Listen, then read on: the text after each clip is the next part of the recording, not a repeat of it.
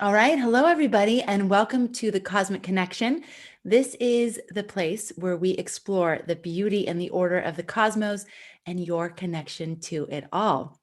My name is Amanda Walsh, and I'm the founder of Astrology Hub. And I am here with Master Astrologer Rick Merlin Levine.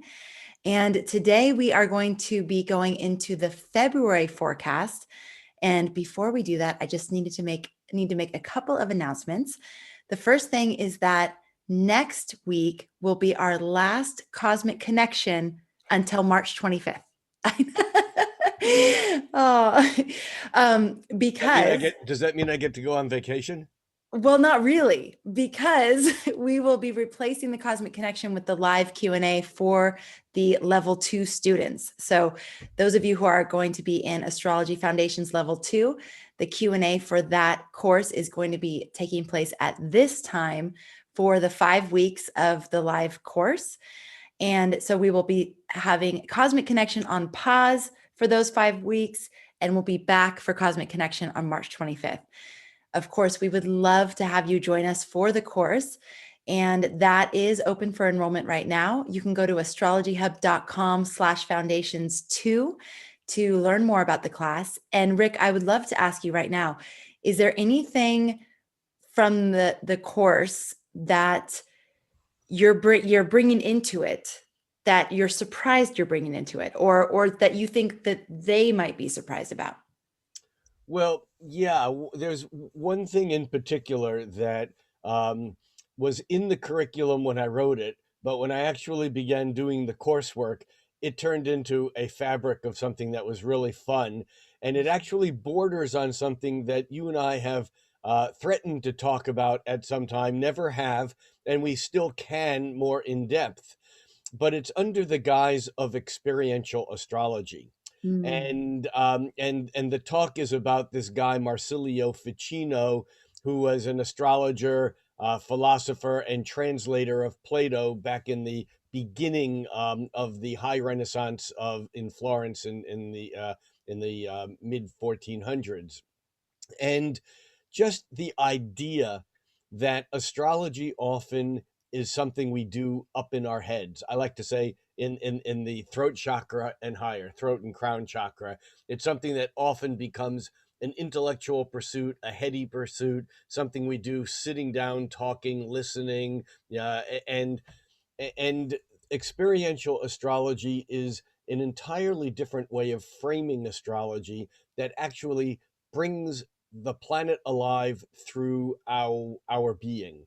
In other words, it's about bringing astrology from the head into the heart, from the upper chakras down into the body, and it's really based upon the idea that historically we have leaned toward ascension. Even in the Catholic religion, there's this whole idea of reaching upward toward the heavens, not being able to get there because we're humans, not gods. But in experiential astrology, which was actually conceived of not with this language by this guy who was a Catholic priest, a priest in the 1400s, and it has to do with bringing the magic that's up there down here, incarnating it. And so that was really a fun one to do, and it turned into a whole thing that it just felt really good. So one of many things, but that's one of the exciting things, that just a way of getting out of our heads and into astrology and making them come alive as we live our lives, as we do things, as we see things, realizing that the planets are always animating things in our lives outside of our charts, but just through our beings. Cannot wait for that. And Rick, when I interviewed Thomas More for Your Soul Purpose, the course that we did, Your Soul Purpose, he's the one who wrote the book that paraphrased or like was based on Marsilio Yeah, Ficino's. Thomas More, before he became popular by writing Care of the Soul and Soulmates and The Reenchantment of Nature and Everyday Life and all these other wonderful books, he wrote a book called The Planets Within. And the subtitle of that book is The Astrological Psychology of The Astrological Psychology of Marsilio Ficino. And actually, in this lesson in Foundations 2, I actually quote both Marsilio Ficino and Thomas More in that process. So yes, there's a very tight connection between all of that. Yes. And the interesting thing for me was that Thomas More doesn't consider himself an astrologer, But he does astrology. I know but he does this. astrology in that way you're talking. That's He right. does that more experiential astrology. He said he finds astrology in the seashells, or he finds astrology, everywhere around, and that's how he quote unquote practices astrology. Yeah, that is all true. However, he also looks at transit astrology. I know this. Thomas More was the keynote speaker at UAC, the United Astrology Conference, maybe 15 years ago.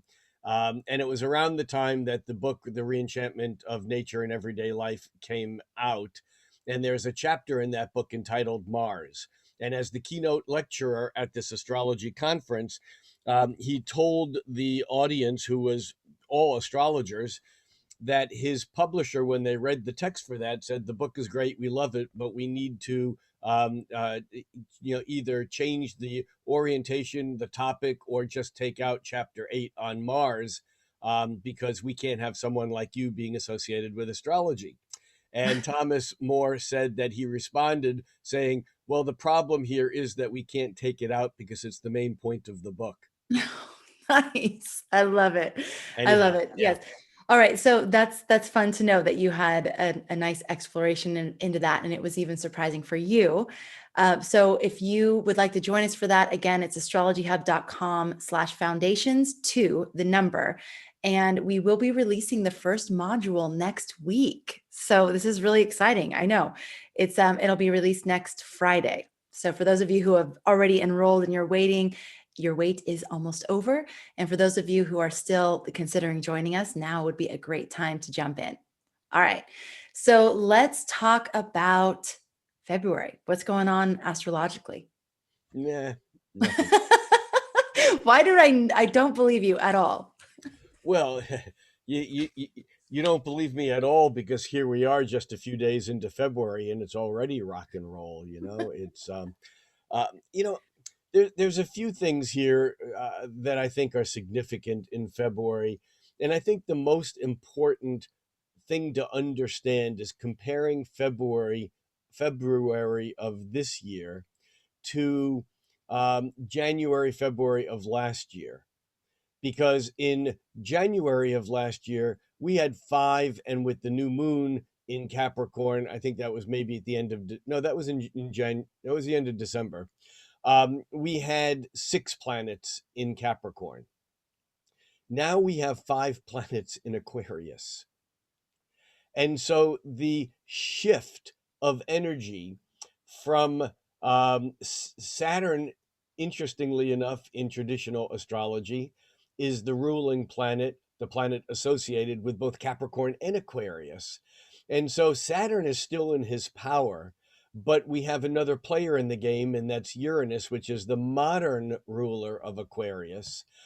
And people don't understand the sign of Aquarius.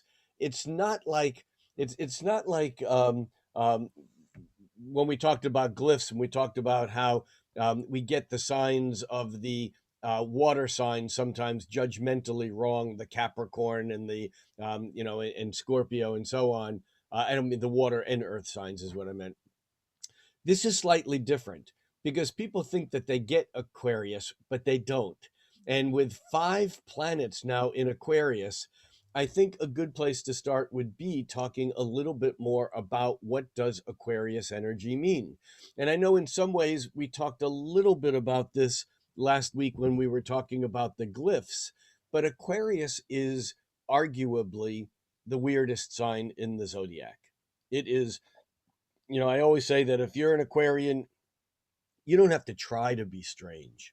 You know, you're already weird. And I say weird, I mean out of the box. I mean other than normal. I mean ahead of the times, ahead of the curve. In order to think of an Aquarian character, I often visualize Doc in Back to the Future. The mad professor who's actually altering the space-time fabric, and he's absolutely crazy, or is he really a genius? You know, this is the Aquarius energy. It's sometimes there's a saying that the Brits use that we Americans don't use so much, and they say sometimes someone is too clever by half, and it's Aquarians are sometimes too smart by half. They're so smart that they sometimes just seem a little bit, nutsy or crazy. But it's often because innovation often seems crazy until it's accepted. And so Aquarius starts off being strange because it's an air sign, and yet it's the water bearer. And so, how do you have a sign that's the water bearer actually be a dry air sign? And what happens in Aquarius is very significant because it really describes this whole idea of the water bearer. And you see, Aquarius is really represented by what we call the universal man, or the global person, or humanity in general. And in a way, what happens is that when we go to these generalized concepts like humanity, or here's a good one, love. Love is very different than I love you and you've been doing something that bothers me and we really need to talk about it, because love is addressing those difficult things. That's very different than love. And so Aquarius, being the opposite side of Leo, which is more the I love you, because it's the heart center, it's the sun involved. The sun is technically not a happy camper in Aquarius because it's so far away from its home sign. But the thing is that Aquarius loves generalized principles, because Aquarius pushes everything intellectually out into the most inclusive and generalized way, so that things that we normally think of are as opposite. In Gemini, it's this and that. In Libra, it's me and you. But in Aquarius, the opposites somehow fuse into something that's greater. And in a way, this also now gets back to the Uranian influence, Uranus's influence in modern astrology, because Uranus is the planet that takes the apparent boundaries of Saturn, and lightning strikes, and all of a sudden they're fused, they're one, they're the same. So the switch that we've seen cosmically from 2020, where the emphasis was on Capricorn, and stayed there even after the faster moving planets like Venus and the Sun and Mercury moved on past out of Capricorn into Aquarius. Um, Even still, for pretty much nearly all of 2020, we had Saturn and Jupiter and Pluto hanging out there, just weighing us down, tying us to the past, to the structures, to the status quo, to the hierarchy that creates authority and false authority, because Capricorn is the sign of hierarchy. And when Capricorn becomes Aquarius, hierarchy is gone. And, in Capricorn, the symbol that we talked about, the archetypes, are the mountain goat and the sea goat, creating the highest altitude and the lowest altitude that mammals are on the planet, creating the kind of the delimiters for the hierarchy of mammals. You get to Aquarius, and all of a sudden that hierarchy is gone. Their authority comes from the connection to the network. There was a saying back in computers that the power of the network is the number of nodes in the network.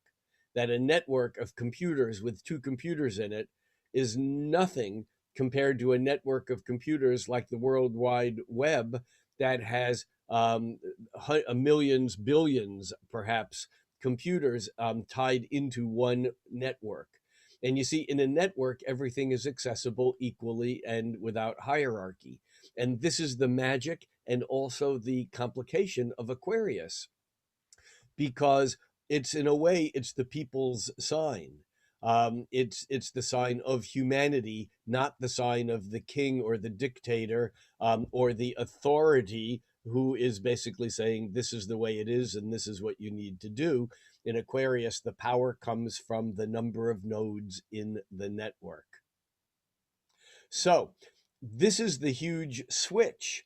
One other thing about Capricorn and Aquarius is that Capricorn, which is based upon tradition and the way things were and the way things are, likes to maintain the status quo. It likes to, in fact, go back to make things stable by looking at tradition or looking at history and trying to ground the future into what was, rather than Aquarius, which basically, again, we're getting to the lightning striking of that, Uranus force. And it's like, bam, it's like the old is gone. You see, when Uranus was discovered in the mid late 18th century, for thousands of years, at least a couple thousand years that we know we tracked it, Saturn was the limit. There was nothing past Saturn except the stars that didn't move. And that's the world that we as humans lived in for centuries upon centuries upon centuries. And all of a sudden, when Uranus was discovered, it was like, what just happened? Everything that we thought was limited by this limit was gone. And we were forced instantaneously. And that's the way Uranus likes to work. Uranus likes to work in the moment, instantaneously. And so, in that moment of discovering Uranus, we realized that the structures, the stability, the world in which we lived was now literally three times longer, because Saturn taking nearly 30 years to go around, 29 and a half, and Uranus taking nearly 90 years, well, actually 84 or so years to go around. Um, our expectancy of understanding cycles went from 30 years to 85, 84 years. And so with Aquarius, we are forced to let go of what we thought we knew was true and to embrace or deal with a new reality. Now, having said that, there's now the shadow side of Aquarius, and that is that if we think that Sagittarius doesn't have a shadow because it's upward and ascending, and everything's always wonderful and good, and that happy-go-lucky Sag energy. Aquarius has its own shadow, and Aquarius's shadow, because everything is tied to everything on the network, is that Aquarius tends to believe that it knows everything. And it's like you can talk to your Aquarius friend and tell him something about something that you discovered that occurred in 1321 in a little town in Poland, and they'll go, yeah, I know. It's just like that. Yeah, they know everything. And of course, the difficulty with knowing everything. And they really do know. Arguably, Aquarius is the most intelligent sign of the zodiac, too. I mean, it really has that lean into, it's not curious like Gemini wanting to know little details. Aquarius wants to know the big picture. It wants to put the whole thing together in a way that makes sense. And so, Aquarius, the danger is that when an Aquarius learns something, or has an experience, or bases some fact on their life experience, you can't argue with them because they know it, because they are know-it-alls. And again, it's a delicate line because many of them do know, but it becomes a problem. And we face this same problem with so many planets in Aquarius, where we can think that we know more than we know, which often as astrologers we do anyhow. Not that we don't know more than we did before we knew astrology, but sometimes we fall into the trap of astrology being an Aquarian science, perhaps. And sometimes we fall into that trap of thinking that when we know astrology, we know a lot more than we really do. So anyhow, that's the first piece of understanding February, is that when Venus moved into Aquarius on February 1st, that kind of began this period of time where we have 5 planets in Aquarius, and in fact, Mercury, which was already heading ahead of the sun into Pisces, has turned retrograde. So even Mercury in Aquarius is now staying in Aquarius, heading backward. And on February 11th, we have the moon moving through Aquarius. And as the moon moves through Aquarius, it's going to line up with Saturn. That's a bit of a heavy energy. But within a few hours, it's then going to, actually the same day, it'll line up with Jupiter and Venus, which are conjoining in Aquarius. What a lovely thing. Venus and Jupiter actually, Venus moving faster than Saturn and Jupiter, also in Aquarius. Venus crosses Saturn actually today, tomorrow, actually. It's right there right now. And so Venus lining up with Saturn on February 4th and 5th is when it's exact, is a bit of heavier energy, because Venus is what we like and what we desire, and Venus is warm. And as Venus lines up with Saturn, Saturn kind of rains on Venus's romantic parade. Venus in Aquarius might be really eagerly looking forward to purchasing something that is futuristic or technologically oriented, a new piece for your computer or camera, or even just something that in some way breaks you out of the past. And Saturn comes along and says, you can't do it because you don't have enough money. It's not always bad, because another example of a Venus Saturn is, let's say you really have this love or idea of wanting to learn more astrology. Saturn comes across, or Venus comes across Saturn, and it's like, I'm going to take that foundations course. I mean, that is a way of embodying or making this transit real, because something happens when Saturn and Venus meet up that in some way gives Saturn structure to Venus desire. Now, often that doesn't feel good, because often what it does is it delays our gratification and says, you can't have it now, you have to work for it. Well, even in taking a course that's 5 weeks long that doesn't begin for another week or so, even that in a way is still delayed gratification. But that's going on right now, that Venus conjuncting Saturn.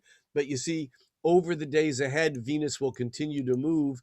And by the time Venus catches up with Jupiter, Venus catches up with Jupiter on the 11th, the same day that the moon catches up with the sun, which is the new moon in Aquarius. And during the new moon in Aquarius, we have 6 planets in Aquarius. We have the moon and the sun. We have Mercury, Venus, no Mars, but we have Jupiter and Saturn. So we have all the visible planets in Aquarius except for Mars. And what's Mars doing? Well, Mars is in Taurus, squaring all these all these Aquarius planets, because Taurus is a fixed sign and Aquarius is a fixed sign. And here we have the real underbelly of February, and really the opening volley and the taste, which will be with us throughout 2021, because not only is Mars in fixed Earth sign Taurus, but so is Uranus. Now, Mars only stays in Taurus for about 7 weeks. Uranus stays in Taurus for about 7 years. So what we have this month, and really beginning even last month, as Mars moves through Taurus, it is one by one going to either square or be squared by the faster moving planets. It'll square the slower moving planets, but there will ultimately be squares between Mars and Saturn in Aquarius, Jupiter in Aquarius, Venus in Aquarius, Mercury in Aquarius, the sun in Aquarius, and the moon in Aquarius, all over the course of the month. Okay, so in February, Mars is either squaring or being squared by all those planets in Aquarius that you just said. Yes, and I actually said also, although when I repeated it, I didn't say it as clearly. Those squares really began in January Okay. because because Saturn and Jupiter moved into Aquarius the end of December of 2021, and by the actual days in um, when Mars moved into Taurus, actually on January 6th, the day of the insurrection at the White House, that once Mars moved into Taurus, it quickly squared Saturn on January 14th, and then it squared Jupiter on January 21st. So those squares have already happened, but what I'm really saying is that the energy by sign with Mars and Uranus in Taurus, there is a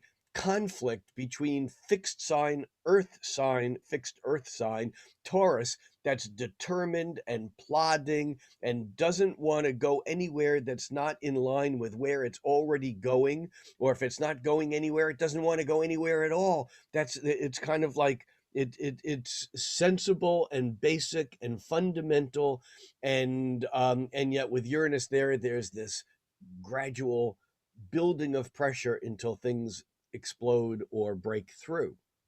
Mm, Now that is going on in Taurus while we have these 6 planets moving through Aquarius, which is just as fixed as mm. practical Taurus, but instead of being earth sensible fixed, it's air intellectual fixed. And the intellectual rigidity here is in direct conflict with the sensible of rigidity. In other words, what we know we need to do to protect our security, that would be Taurus, is at odds with what we know we need to do intellectually, and that would be Aquarius. Wow. So this is the underbelly of what's going on without actually isolating the specific transits, which if we did, I mean, the sun in Aquarius is squaring Mars or squared Mars on February 1st. That's Venus in Aquarius is actually squaring Uranus the day after tomorrow on February 6th, but Venus in Aquarius is squaring Uranus in Taurus. Mercury retrograde is squaring Mercury in Aquarius is squaring Mars in Taurus on February 10th, and that'll be the second time that occurred because Venus had been directed. I'm sorry, Mercury had been direct, and Mercury squared Mars back in January. And actually, when Mercury goes direct eventually, it will square Mars a third and final time in March. But that Mercury retrograde Aquarius squaring Mars in Taurus is February 10th. Then the big gun for the month, or the big kahuna for the month, is actually Saturn in Aquarius, which squares Uranus in Taurus on February 17th. And then we have Venus in Aquarius squaring Mars in Taurus on February 19th. So you can see how there's different planets involved. There's in Aquarius and these, and also I didn't have the moon, but the moon does it right around the new moon. So it does it on the 10th and 11th, and I don't have that noted here because the moon moves so quickly, I normally don't even think about it like that. But the point is that the moon, the sun, Mercury, Venus, and Saturn are all squaring planets in Taurus in February. Jupiter actually made the square to Uranus in January. But this is the underbelly of the month, and of course, I said that the big event of the month is the Saturn square Uranus. But let's go back to um, right around now, or this week, and we have um, right now we have the fact that Venus lines up with Saturn, but by in the next few days, by the what did I say? By the 10th, by the Venus actually it squares Uranus on the 6th, but Venus lines up with Jupiter. That's what I was going for. Venus lines up with Jupiter, and Venus lines up with Jupiter on the 11th. And on the 11th, we also have the new moon in Aquarius. And this new moon is an interesting new moon because on the surface, it should be rather lovely. Why? Well, because we have a Venus Jupiter conjunction, which some would argue is the sweetest possible conjunction in the zodiac. But again, I caution us from going to that good bad thing because Venus, although it is love and money and pleasure, and Jupiter is expansion, I always go back to the Mae West line of too much of a good thing is a good thing. But it's not, because too much of cells growing is cancer. Too much sugar is diabetes or overweight or overindulgence. Too much alcohol is alcoholism. Too much of anything that in a small amount may be absolutely lovely and wonderful and beautiful and pleasant, in too much becomes problematic. And with Venus conjuncting Pluto, we need to pay attention to that because that is building until February 11th on the new moon. Wait, did you mean Venus conjuncting Jupiter? Yeah, what did I say? Venus conjunct. Pluto. Yeah. It's okay. I was like, whoa, I No, missed something there. Okay. you're good. You're good. I do Okay. this sometimes. Thank you. Venus conjuncting Jupiter on the 11th can be too much of a good thing, although it could be a wonderful, magical, beautiful, good thing. So the problem, though, is that on the new moon on the 11th, we also have the new moon and Mercury pretty closely squaring Mars. Neither one of them are exact. The moon actually comes through and makes an exact square of Mars to Mars prior to the new moon. But this is an exacerbation of that fixed intellectual at odds with the fixed practical. And so the new moon in Aquarius has this inherent struggle going on with Mars, physicality, energy, saying, I'm going in this direction and you're not going to stop me. Now, aside from that, on the day of the new moon, even though the first of three squares between Saturn in Aquarius and Uranus in Taurus, the first of those three squares is almost a week after the new moon. It's on February 17th. But on the new moon, Saturn is about a half a degree away from the exact square to Uranus. Mm. And so this struggle, which I know we talked about a couple of shows ago or a couple of conversations ago, between Saturn, the old, Uranus, the new, Saturn in Aquarius representing, let's step into the new, but let's do it very cautiously and carefully so that we don't lose what we've gained by getting to the status quo. And Uranus basically in Taurus saying, I don't want to move, but Saturn, you're moving so damn slow. You're making me do strange things that may seem to be overreaction, overly impulsive, explosive, dynamic, rebellious, radical, because Uranus and Taurus, even though it doesn't want to change, sees the inevitability of change to get to where it needs to get to eventually, which is safety and security. And so it's willing to go through this eye of the needle. And fortunately, this can be a very valuable and beneficial transition.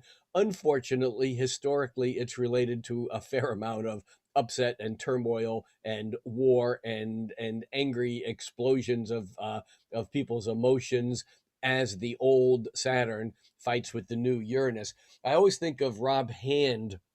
I think he wrote this in Planets in Transit. And for those of you who don't know, Rob Hand is arguably one of the astrological giants on the planet, and several of his books are encyclopedic and considered kind of the basic books on any astrologer's bookshelf.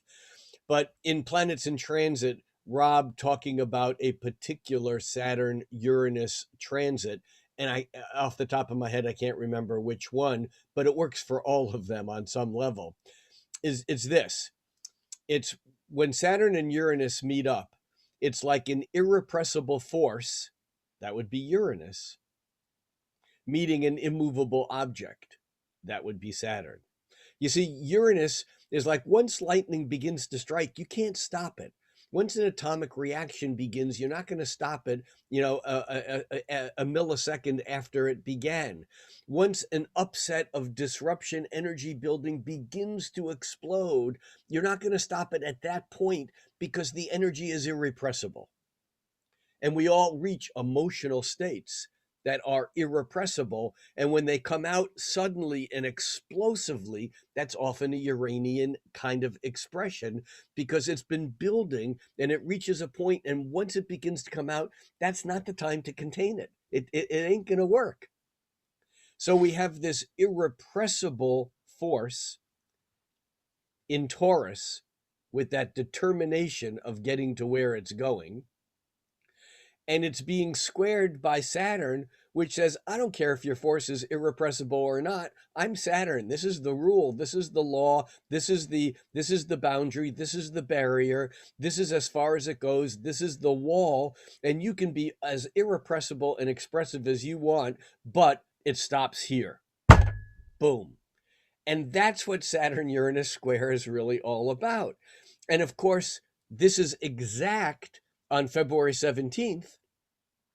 And of course, one might note that in the United States, there will most likely be an impeachment proceeding or trial going on during this, which may in some way be a symbolic representation of the old and the new, or the structure and the breaking free of that structure, or the return to the past versus the move to the future. I mean, there's many ways to frame it, but astrologically, it is Saturn and Uranus. It is and it is Saturn in Capricorn, which certainly wants to, build the future on what the past was, and Saturn in Aquarius, which basically says, no, let's get rid of the past and let's make a run for the future. And of course, that's at odds with Uranus, which wants to make the run for the future, but in Taurus, it doesn't want to do it very quickly. This is, and it fits so well what's going on. It's just crazy. But coming back to the month, so we have this new moon in Aquarius, which is a very powerful new moon. In Coming back to the Foundations 2 course, I couldn't help but notice that we basically begin this course on, or very close to, the Aquarius New Moon, which is the Chinese New Year, which is important to understand because the Aquarius New Moon is such an important new moon. It's the new moon that is after or around Imbolc, which is arguably the most forceful externalization of energy, because we're going from the quiet of winter into the rebirth that then becomes the array of expression during the spring. And so the Aquarius new moon is always an important new moon. I should just reference that my first daily horoscope column was, I elected the day, meaning I chose the day to write my first column. And it was in February of 2002 on the Aquarius new moon. And here we are, 19 years later, and I'm still writing a daily. So something there worked, I think. The point is that all new moons are important. Aquarius new moons tend to be more important because they have so much potential in expressing, and the fact that a billion Chinese people believe that this is the real new year, because this is the time to make your resolutions. This is the time to focus on the optimism and on the good and on the healthy. And I'm mentioning that because whether or not we celebrate the new year as is celebrated in the Chinese calendar, the Chinese new year is the Aquarius new moon. And so Mhm. this new moon with the 6 planets in Aquarius, with this lovely, wonderful, self-indulgent, maybe overindulgent Venus conjunct Jupiter, is also tied up in these squares to Mars and Uranus in Taurus. Now, I would say one other thing about this new moon, and that is that Saturn is not only squaring Uranus, which we've talked enough about, but it's also forming a sextile, an exact, a partile, meaning the same numbered degree. It's forming a close sextile to Chiron in Aries, which indicates that beneath all the noise, there really is potential for healing. Now, will Mhm. we realize that? Will we bring, because sextiles are opportunities. They don't just happen. Trines, often the energy just flows. Sextiles show that there can be cooperation. And although the square between Saturn and Uranus occurs 3 times during the year, culminating right around Christmas, so it takes us right up through the year for the third and final square. It makes those same 3 sextiles with Chiron, which give us an ability, if we're willing to cooperate, a good word for sextiles, if we're willing to take advantage of the support that they can give each other, that we might see some real healing. And of course, all we can do is, well, I was going to say all we can do is hope and pray. That's crap. All we can do is actually physically manifest and work toward making that happen. This is not just about idly sitting by and thinking and praying. So that takes us up through the new moon, through Valentine's Day, even. I would say that compared to the last couple of years, this Valentine's Day actually has some potential sweetness tied to it, because Jupiter and Venus and Mercury are still so close together in the sign of Aquarius. And in fact, Mercury retrograde is now on Valentine's Day. It is conjoining, it is moving backward across Jupiter, and having already been there once. And that's a day for communication, Mercury, Jupiter, optimism, expansiveness. There's this openness that Jupiter brings. And so I think that February 14th, it's a Sunday. I think that there is around that period of time, again, this is right around the launch of Foundations 2, which is why we picked it to launch then. This is a pretty sweet consideration that occurs right around that period of time. So we then move forward to the 17th, and we already talked about the Uranus square, the Saturn square Uranus. In slow moving transits like this, often they precipitate something very, very close on that day, the day before, day after, the week before, the week after. But more often, it's the month before to the month after. It depends on how it's triggered by other things. And again, we've seen the Saturn Uranus manifestations already, in politics in particular, in the United States. This is all foreshadowing of the square between Saturn and Uranus. On February 18th, we have the sun changing signs. Remember, February is a short month, and the sun moves from Aquarius into Pisces. It's in fact the first of the faster moving planets that make this shift. That it is followed by Venus into Pisces on the 25th. And because Mercury is retrograde, Mercury doesn't move into Pisces until next month. And then Jupiter, because it's slow moving, won't move into Pisces until I think May. Um, but But the fact of the matter is that when the sun moves into Pisces, there is an energetic shift, and it kind of reintroduces emotions to this. We've had these 8 planets um, between fixed sign air and fixed sign earth. And the only planet that's been in water through this whole period of time is Neptune, which is in a 14-year run in Pisces. So it's not going anywhere. But when the sun moves into Pisces on February 18th, we get a sense more of sensitivity coming back into the equation, of compassion.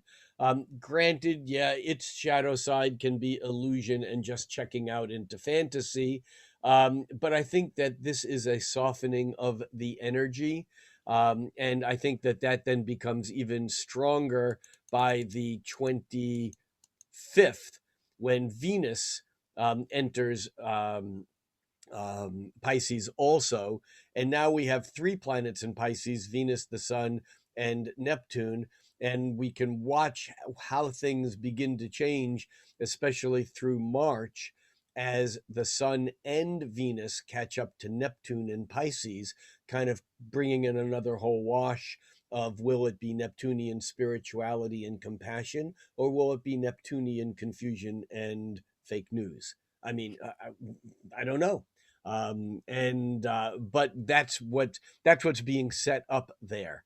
The other piece of this is that not only does the sun move into Pisces on February 18th, but we're inching closer and closer to uh, Venus squaring Mars. And Venus squaring Mars is interesting because they've been tracking at kind of similar speeds to some extent. And Venus square Mars it's another one of these mixed blessings. I mean, Venus and Mars were the cosmic lovers, and when they're square, they're arguing, you know? But Venus square Mars is also one of the most creative aspects possible, because if you think of it, if lovers are arguing and they really love each other, that argument can actually produce some very creative things. And it's not just arguing, it can also be fighting, but it also can be playful fighting, which means that it can be sexual, because Venus square Mars is the dynamic of the physical energy and of the desire. And that aspect is exact on February 19th. And I think that that's an interesting either distraction, attraction, or a feeling of shifting energies, because by the 20th we now have Mercury, which had turned retrograde back at the end of January. Mercury turns direct on February 20th. And what that means, and it's something that we haven't mentioned, it's kind of been I would say, the elephant in the room. How about the oversized mouse in the room? Or what do you call a flock of mouse? A herd of mice, a flock, a group, a cluster, A a pod. gaggle. Oh, what is it? I don't know. No idea. But it's what I'm speaking of here is that Mercury has been retrograde all month. And somehow we got to the point at which it turns direct before we mention it. But that's the way Mercury retrograde is. It is retrograde.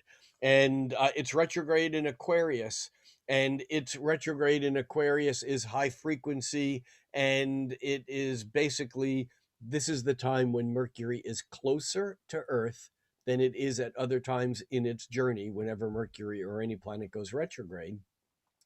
And although Mercury retrogrades get a bad rap, and over the last few days, I was Mercury retrograded from 5 different ways, and I could give you a bad rap. But for years, I've been saying Mercury retrogrades don't affect people if their communication stuff is together. Well, I guess I have a lesson, because apparently mine was not. But I had things like 2 different electrical circuits blew, what do you call it?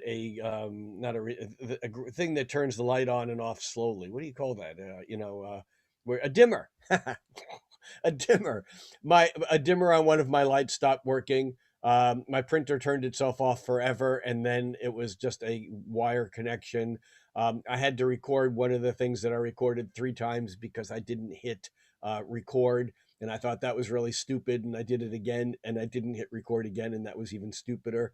I mean, Mercury retrograde. But here's the thing about Mercury retrograde is that Mercury retrograde bad shit happens when we're moving too fast, when things are Mm, going on at too great of a speed, because when a planet gets closer to Earth, it's like the radio station getting louder. And so if Mercury is coming in louder and louder and louder, and Mercury is how we talk and how we listen, and it's how information comes in and out, and it's about buying and selling things because that's mercantile. That has to do the whole, mercenary. All these words are about exchange of energy. And if that's speeded up, what happens is you can visually think of your life with transportation and communication lines going out in all different directions. And you can actually think of when Mercury begins to go retrograde and is retrograde, there's 4 times as many lines coming in. And in fact, they can get crossed. And there's actually more information coming in over those lines. So the wires can overheat and fray, mm, that the freeways and bridges are carrying more than their normal load so that they can actually get traffic jams. And when we get traffic jams, typically we do strange things. We panic. We go, oh my God, I've been stuck here for 2 days. I better get out of my car. I have to go to the bathroom. And we get out of the car and then the traffic starts moving and you get a ticket for not being in your car when the traffic starts moving, but this is how Mercury retrograde works.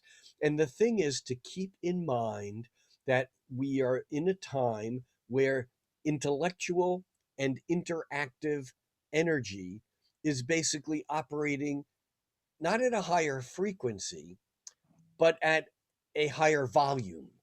mm, Its amplitude is greater. And therefore, we need to, when we get to that point of, I'm just going to do this, to think about, well, do I really need to just do this? Or I've been thinking about buying a car for a while. I'm going to go online. Oh, look at that! It's a green BMW. God, I love it. I'm going to buy it. And then you realize that was the stupidest thing you ever did. The whole idea of don't sign contracts and don't make important decisions is crap. What it really means is don't make impulsive decisions and sign contracts without reading them and really thinking about what they mean. Because when Mercury is retrograde, everything seems more urgent. mm, So that's feeding all this other stuff and all these other squares throughout the month. But on February 20th, Mercury turns direct. And although it turns direct on February 20th, it'll take a few days for it to feel like it's moving forward. And then it'll take a few weeks for it to move into new territory because it's moving through the territory that it moved through when it went retrograde. On February 24th, we have an intensification and a deepening because we have this energy building through mid February, and that is Mars moving through Taurus, reaches a point where it makes a trine with the last remaining planet in Capricorn. You know that saying, the last person out, turn out, of a city, last person who leaves, whatever city, turn out the lights. Well, Pluto is the last person in Capricorn who actually will turn out the light sometime in 2023, 2024. But each year around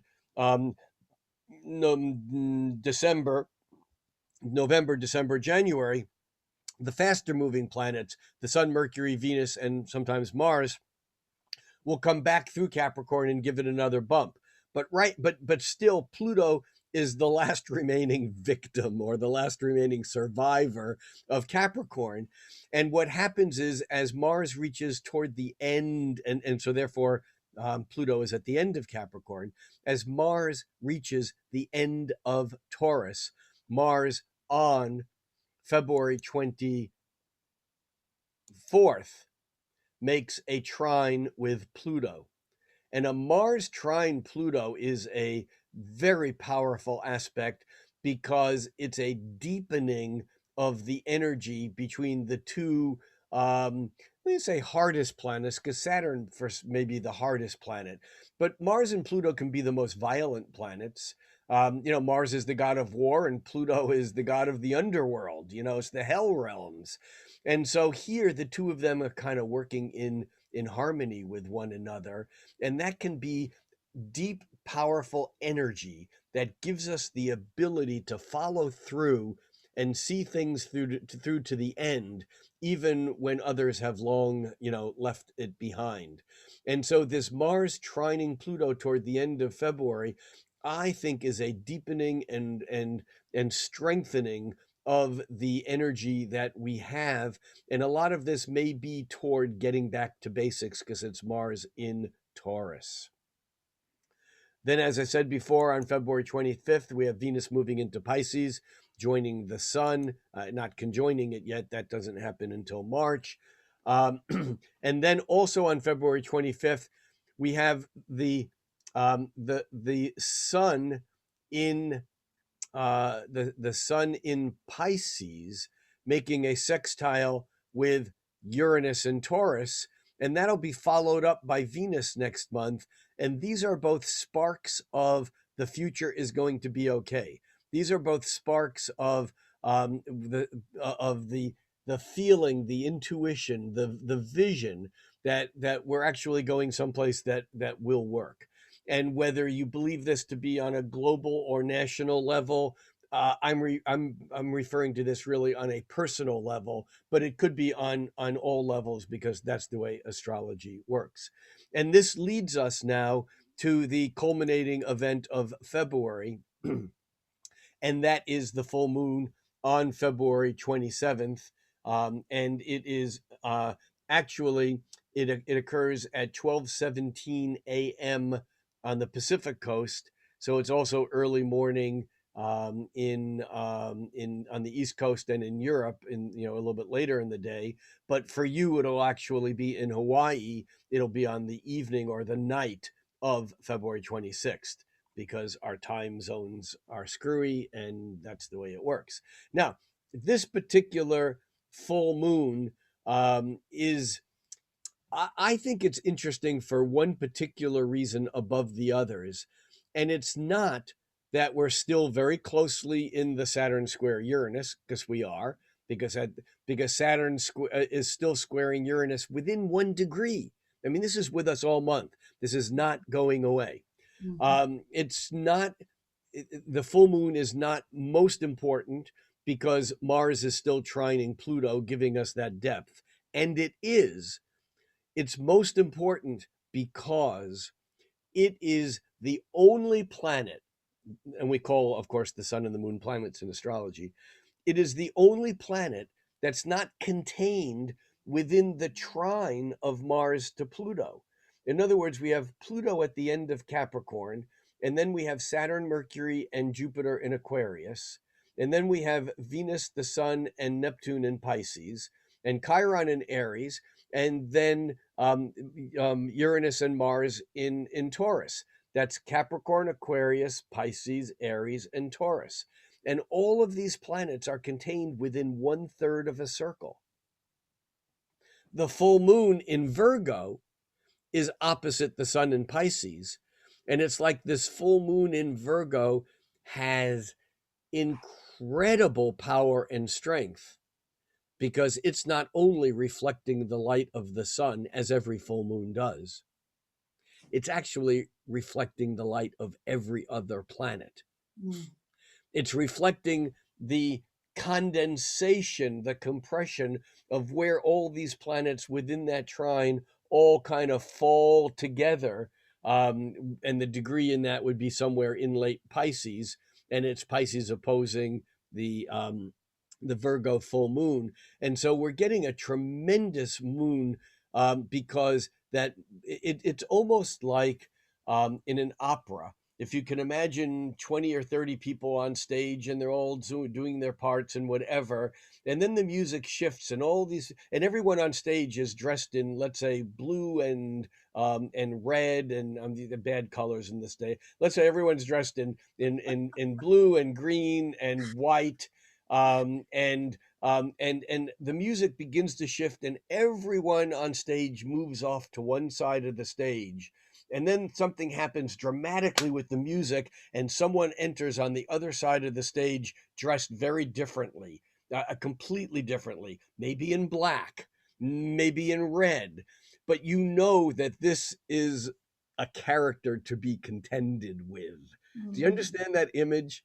Yes, it's Okay, powerful. Mark Edmund Jones referred to this type of chart as the bucket. And the handle of the bucket is the planet that's separate when there's a whole grouping of every other planet within a small group. Got the Mhm. image? Mhm. So this full moon is, I mean, the other aspects are significant, and it's also significant that this full moon is also forming a quincunx, a very close quincunx with Saturn, and we'll get there. I mean, these are all real things, but the general buzz of the energy is that the moon is the super handle of a very compressed bucket. It gives the full moon a whole lot more power. And what is a full moon in Virgo? It has to do with getting it right. It has to do with focusing. It has to do with narrowing our range of perceptions, eliminating those things that don't matter. Remember, and I've said this often, maybe even here in another cosmic connection, that Mercury is related to two signs, Gemini and Virgo. In Gemini, Mercury will connect anything with anything. I've referred to it as the information slut. It basically just, it doesn't know how if to say no. If something is curious, it wants to learn it. It doesn't care whether it's useful. It doesn't care whether it doesn't care even whether it's true. This is Mercury in Gemini, and I say Mercury. I don't mean Mercury I don't mean the planet of Mercury being in Gemini. It's how the energetics of Mercury work when we put it in the Gemini mode. And that is that it simply wants to make connections. And that's the brilliant thing. Some comedians who are just so fast at making connections have a very strong Gemini or Mercury in Gemini kind of thing because they just can make connections that are totally out of normal range of thinking, and it's brilliant and funny the way that can happen. In Virgo, Mercury doesn't want to make a lot of connections. It just wants to make the ones that are useful. Because Virgo is an earth sign. You know, I think said, I think it was in reference to the water relating to Aquarius. That Aquarius is an air sign, but it has water kind of in it. And I never really finished that thought that water is carried in the air, and when air is humid, that emotions and electricity flows better. When air is dry, which is when we get lightning, even though it sometimes then is followed by rain, it's the dryness that prevents the flow of electricity that then makes the lightning, the spark, the gap, the Uranus striking, if you will. And so there's a connection between water and air. There's also a connection, though. Mercury is thought of as an intellectual, which is air, but in Virgo, it's earth. And so here we have, even though the moon is in practical earth sign Virgo, where it is by sign harmonizing with both Mars and Uranus and Taurus, even though that's going on, it's earthy, it's practical, it's grounded. Virgo is also airy. It's the lightest weight of the three earth signs. And so in a way, it wants to take thoughts and take the thoughts that are the most grounded, the most useful, and the most practical. So the moon in Virgo is analytical because it is analysis that gives us the ability to separate out the wheat from the chaff, the facts from the bullshit, the useful from that which is not useful. That's Virgo's job. Virgo is about discrimination. Virgo, as meaning virgin, is not about whether one has had sex or not. It's about one's ability to basically create boundaries and say no. Virgo is the binary function of the universe, And it has to do with our intestines, because it's there where our body says yes or no. It's there where the stuff is either assimilated or given to Pluto and said, this is shit, goodbye, go, take it away. And the importance of this is that this full moon in Virgo, although it's a culmination and it's a fruition, there is a bit of kind of the awareness around needing to decide what it is that is useful, valuable, and true, and what is not. And I think that there's more pressure on this full moon than many full moons, because the full moon has no friends. There's no neighbors. There's nothing else. There's nothing else in Virgo. There's no other planets in signs either side of Virgo. That would be Leo and Libra. There's not even any planets in the next sign from that, which would be Cancer and Scorpio, or in the next signs from that, which would be Gemini and Sagittarius. The moon, it's like the what's the old nursery rhyme? The farmer in the dell. The cheese stands alone. That's the moon stands alone. and that gives the moon incredible power. Now, I do want to say a quick word about the moon's quincunx to Saturn, because in a larger sense, Virgo's quincunx to Aquarius. That's 5/12. It's 5 signs apart. Aquarius and Virgo both can be picky, because they both have this intellectual lean, even though Virgo has it in practical earth. The quincunx between the Virgo moon and Saturn and Aquarius basically, I think, comes down to what is it that you're going to take as reality? Remember, Saturn and Aquarius, Saturn is the end of the line. It is it's not the yes, no, it is the, this is real. Saturn is karma. And I think that when the full moon quincunxes karmic Saturn, I think it has to do with things coming round, and how they come round and what it is that comes round remains to be seen. But it creates, I think, a bit of a discomfort around this full moon that is already not thoroughly comfortable, because Saturn, remember, is squaring Uranus, and the full moon is quincunxing Saturn. But that full moon, therefore, and this is the punchline, is also trining Uranus. So whether this is permanent or not, I think that this full moon gives us a lean towards that Uranus in Taurus, which might sound great to anyone who is progressive, or wants change to happen, or wants to step into new worlds. But it's not cut and dried, because that Uranus is in Taurus and it's not moving very fast. And therefore, it still may require some other layers of that energy to be released in one way or another. And so we'll have to see how it plays out. But I think that this full moon is trining Uranus is very significant.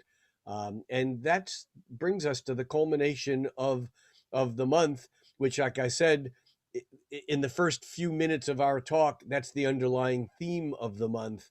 But it's a short but powerful month. And it's a month that's definitely moving us Aquarianly into the future, rather than Capricornianly holding on to the status quo. Wow. I don't know how you do that. It's amazing. That's incredible. And how much more time do you have? Because I have literally like 5 pages of notes and questions. And well, I don't have time to read all your 5 pages of notes or go over them, but I'm okay for a few more minutes. I'm good. All right. So basically, the overarching energy is very much around Aquarius, and very much around this square energy between Saturn in Aquarius and Uranus in Taurus. That's kind of like supported by all the other planets, the faster moving planets, moving in and out of those squares, not only to Uranus, but to Mars also. Yes. Right. Mars has the square thing going too. You're correct. So there's lots of tension, because we know the square is tension. And we have to be careful, because tension technically means energy moving away from the center. Okay, we mean Tension, like this though, this kind of that's tension. right. Well, Yeah. that's actually it's less tension than it is stress. Stress. There could be tension involved, Yeah. but what the square is peculiarly a balance between tension and compression. That's what the square is. Compression is a conjunction when two things are coming together. That's stressful. When two things are coming apart, like a tug of war, that's tension. A square is when tension and compression are both equally problematic. Hmm. Okay. So with with Mars squaring all this Aquarian energy, would you say that one of the things we're working out is how do we take action in an Aquarian manner? And Yeah. and we don't know yet. Like we're working these things out. And so it seems to me like we might be trying things that may or may not work, but that the energy needs to go in that direction either way we look at it. Yeah, I agree with that, and I would certainly suggest that this is a month where anger management becomes important, but that does not mean denial. Hmm. That yeah, the question is how do we take how do we take that warrior Mars and fight the good fight without necessarily doing damage, without And without necessarily making it recreating the worse. old, right? Say again? Without recreating the old that we're actually wanting to move away from. Yeah, well, here's the tricky thing because there's always a lag, and we say moving without the old, but there'll be parts of the old that will take months, years, decades, centuries. I mean, it's maybe in our personal lives we can move quicker, but certainly in the global sense of humanity, we're seeing this played out. But this is not necessarily just an overnight or over a month or even over a year kind of change from old Yeah. to new. Yeah. Right. Okay. Now, I know this is an oversimplification, but if we think of Saturn as more cautious and we think of Uranus as more like rebellious or more spontaneous, is there this working out of the balance between the two things? Meaning, like, is it that we are cautiously making changes or we are making changes that could be sustainable? I mean, is it the Yeah, combo? I think that was perfect. I don't think it was overly simplified. I think it was simplified, but I don't think you missed anything in saying that. Oh, good. Okay, so that is right. That is a way that we can be thinking about it. How can we make changes that are sustainable? And that would be integrating both the Saturnian lessons and ideas with the Uranian desire or impulse towards change and new. Perfect. Okay, awesome.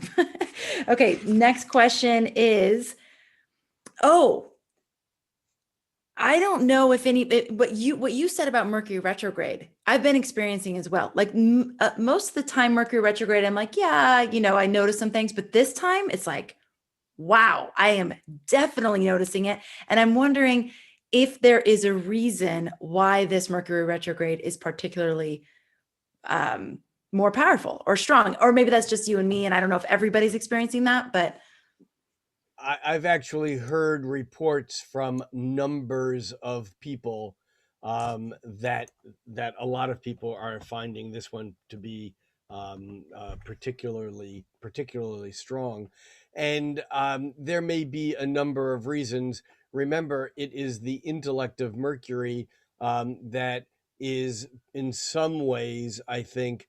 Aquarius is an intellectual sign. Uranus, as the modern ruler of Aquarius, there is a great affinity between Mercury and Uranus. In fact, there is a concept in astrology called the octaves, where each of the faster moving personal planets have a what they call a higher octave planet. I actually think it really should be lower octave, but the term is that Uranus is the higher octave of Mercury, Neptune is the higher octave of Venus, and Pluto is the higher octave of Mars. And so this retrograde of Mercury being in Aquarius, and by sign being squared to Uranus, I think that this is an intense one, and we're also getting the first wave of this Aquarius energy. Remember, we've been stuck in Capricorn land, and now we have Mercury in the new realm of Aquarius. And instead of whizzing through it in a couple of weeks, instead it's going to end up spending a month and a half there. And so I think that that's kind of just bringing it all into a greater focus. All right, that makes sense. Okay. I'm going to attempt to summarize because it'll just be fun. I just want to see if I can do it. And hopefully it's helpful for all of you. Okay, so essentially, Venus went into Aquarius on February 1st, and this is the beginning of all 5 planets being there, right? That on February 4th and 5th, we have Venus and Saturn. Venus is in Saturn. Venus is conjunct Saturn. Right. Venus is in Aquarius, moving faster than Saturn, catches up first with Saturn, then with Jupiter, then with the sun. Yeah. Right. Okay. And so this may be an experience of raining on our parade. But also things like bringing structure to our desire. And it can feel like raining on the parade because it's like delayed of gratification. Sure. Right. Okay. At first you said there's 5 planets in Aquarius, but then later you said 6 planets in Aquarius. And including the moon. That's around including the moon. All right. Yeah. So on February 11th, we have the new moon in Aquarius. This makes it officially 6 planets in Aquarius. Just for a couple of days, because the moon only spends 2 days in that sign. Right. So we have Moon, Sun, Mercury, Venus, Jupiter, and Saturn. Mars is the only one not in Aquarius. Of the visible planets, right. Of the visible planets, and Mars will be in Taurus, squaring all of them. Yes. Yep, exactly. Okay. This is part of this energy is this conflict between the fixed sign Taurus, which is sensible, basic, fundamental, gradual. There's this gradual building of pressure around this, with Aquarius, the fixed Aquarius energy, which is intellectual. And so there's this conflict between what we need to do to protect our security, being at odds of what we need to do to make changes and move forward. Yeah? Okay. So there's this like conflict, and I'm absolutely feeling so much of this. And I keep saying there is this gradual building of pressure. It's like something is going to happen, but what is it? My daughter Madeline and I are calling it like this low grade anxiety. It's just like kind of there. You don't really know why. There's like this. Yeah. Okay. So now we jump around a little bit because we went from like February 10th to like later, but February 10th is Mercury in Aquarius square Mars in Taurus. Yep. Mercury in Aquarius square Mars in Taurus.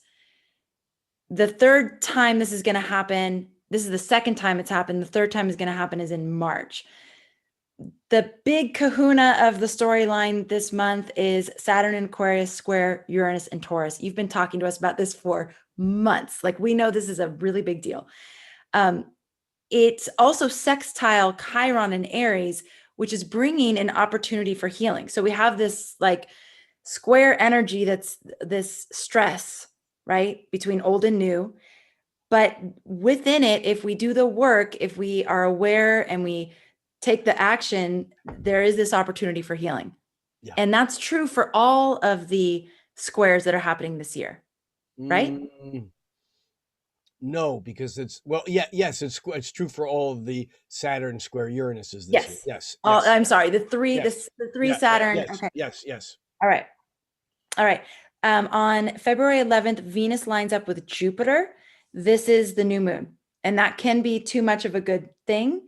We have the moon and Mercury square Mars, which is an exacerbation of the potential of too much of a good thing, right? Wait, say that again. So the Venus lines up with Jupiter. Yes. On the 11th, which is also the new moon. Yes. That can be too much of a good thing. Venus with Jupiter, right? But the Mercury square Mars is an exacerbation. Yes. Okay. Yes. Yeah. Okay. Of that potential, right? So just, I guess, being aware of that. Yeah. Saturn is within a degree of the squares at that point too. So there's a lot going on at that new moon, clearly. Yes. This is a time to step into the new, but cautiously. This is a time of an irrepressible force meeting an immovable object. There's no containing the energy, but Saturn wants to. So it's like the energy's moving, but there's this like also this conflict because Saturn brings in this, but we need to have boundaries. We need to have boxes. All right. Aquarius New Moon is powerful also because it's the Chinese New Year. So there is this collective energy around newness and the start. We also have the Imbolc and the cross quarter time. So this is a powerful new moon anyways. Yeah. February 14th, Valentine's Day may actually be sweet with the astrological aspects that we have. Might not just be a Hallmark holiday.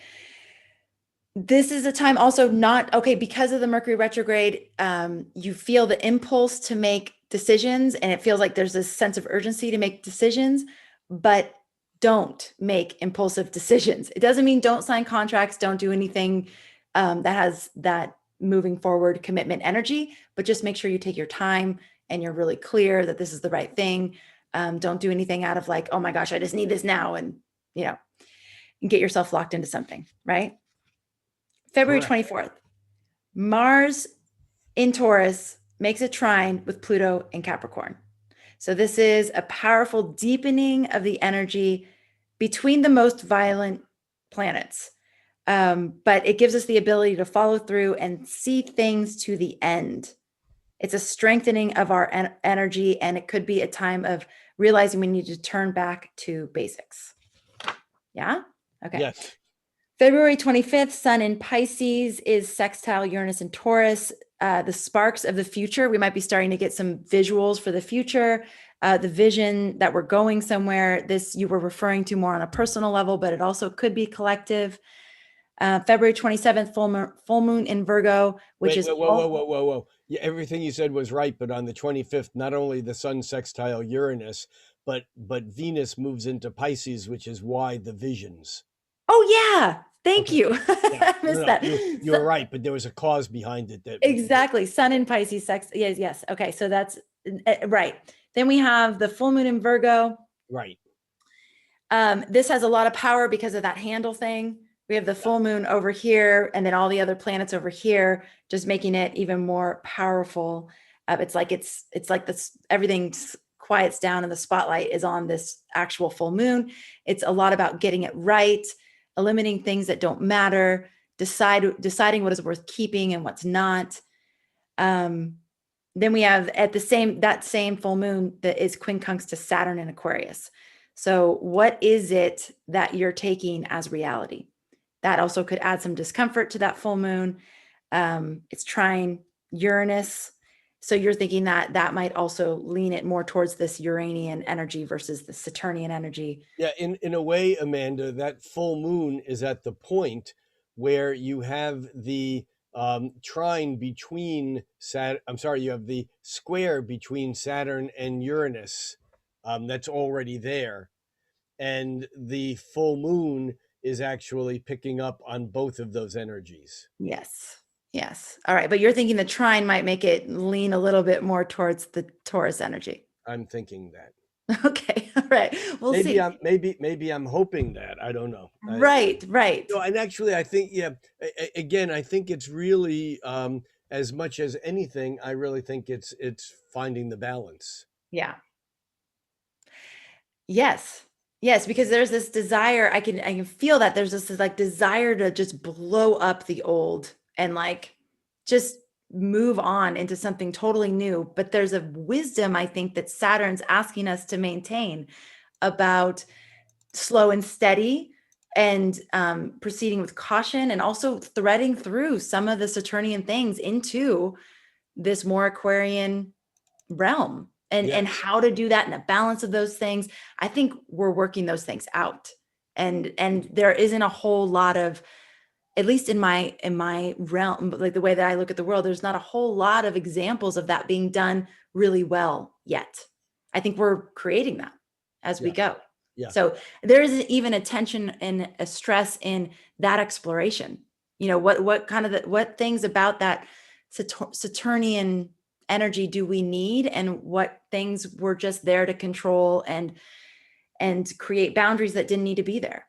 Again, it's the old versus the new, or the status quo versus change. I mean, Right. that's the underlying theme again and again from every direction.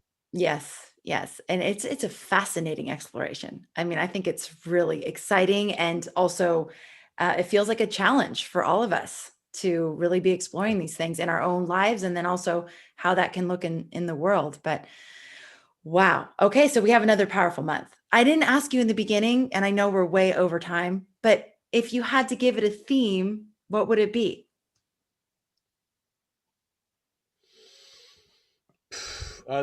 What first came to my mind was "Don't rock the boat," but the boat's already rocking, Yeah. you know. Don't And fall in the rocking boat. um, yeah, uh, yeah. I mean, there are good themes, but I'm just trying to think of one that would make the most sense, the quickest of the whole month. I mean, the theme that I used for my from my monthly, was the old versus the new. That was the theme. That everything now is the dynamic conflict between innovation and the status quo, and that may just simply be the theme. I mean, that's what we opened with. That is the theme. Yeah. And that was what you said the theme of the entire 2021 was, when I asked you that back in.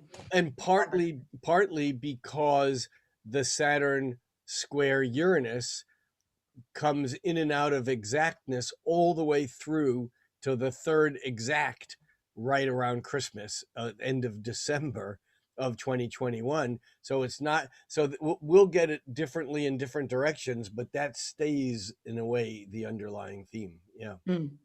Well, I would love to hear from you, all of you out there, how this is showing up in your life so far. Yeah. Where is this showing up? Are you feeling this old versus new, status quo versus innovation? How to thread through Saturn, but meet it with Aquarius? And I mean, is this happening in your life? Yeah. And that'd be fun to hear. So, Rick, thank you so much. As always, it is so much fun to be here with you, to share your wisdom with our community. Thank you, everybody, for being here. If you haven't checked out Astrology Foundations Level 2, now would be a great time to do that. See if it's something that you'd like to participate in. If you didn't participate in Level 1, you still can. And you will get a 10% discount on level 1 when you sign up for level 2. So if that is something you want to do, then now would be a great time to jump in, start going through your level 1 material. Class for level 2 starts next week, and we would love to have you as a part of that. And next week will be our last Cosmic Connection until March 25th. We will definitely miss you. But we'll be very excited to be engaged and involved with all the students of level 2 at the same time. So I think that's it. Anything else you want to say, Rick? That's it. Be nice to each other, especially with Mercury retrograde. It's like it's like you can't unsay something that you've already said. So just be aware that Mercury retrograde can exacerbate all this other stuff that's going on. Hmm. Be aware. Thank you. All right, everybody. Thank you so much for being here. Thank you for being a part of our community. We love having you here. It's so much fun to explore astrology together. And thank you as always for making astrology a part of your life. We'll catch you on the next episode.